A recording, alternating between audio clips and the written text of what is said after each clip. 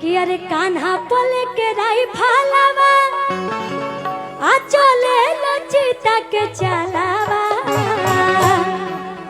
आ पवरु बाके खाली देला भाषण ये जानू। आजकल के जनरेशन में लड़कियां ये कहतड़ी कि अरे कान्हा पले के राई फालावा चले लचिता के चलावा।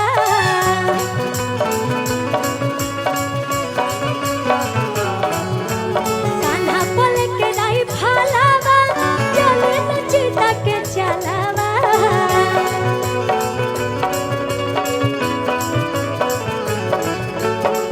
पावरो बाके खाली देला भाषण ये जानू। पावरो बाके खाली देला भाषण ये जानू।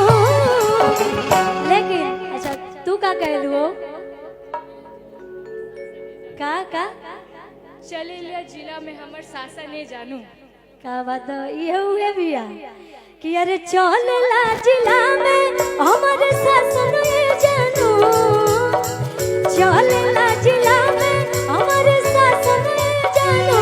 नमवा धो दे बूता छुई ना प्रशासन ये जानू।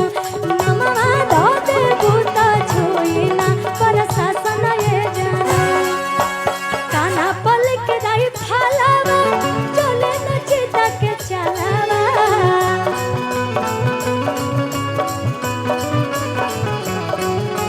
कान्हा पल के राई फालावा चले लचिता के चलावा।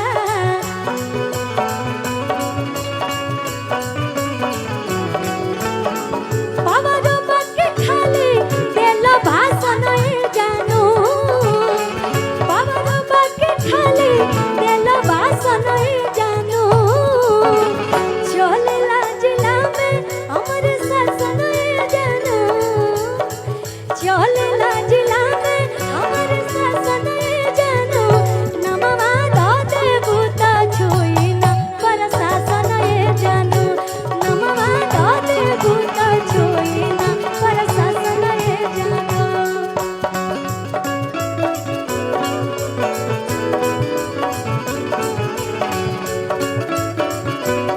क्या बात है?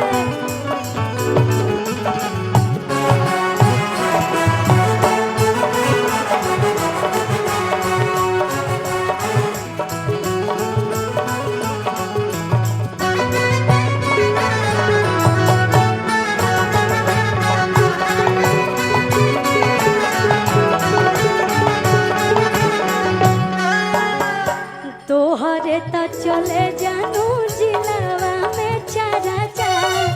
घूमे घूमे करो तारा तू ही खाली खारा चार।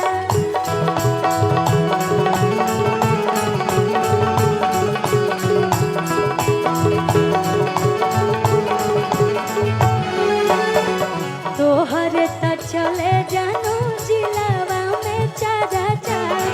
घूमे घूमे कर तारा तू ही खाली खारा चार।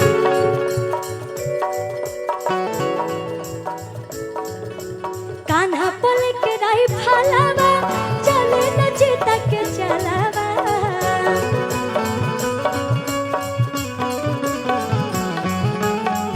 पावरो बाके खाली देला भाषण ये जानू। पावरो बाके खाली देला भाषण ये जानू। चलेला जिला में हमारे शासन ये जानू।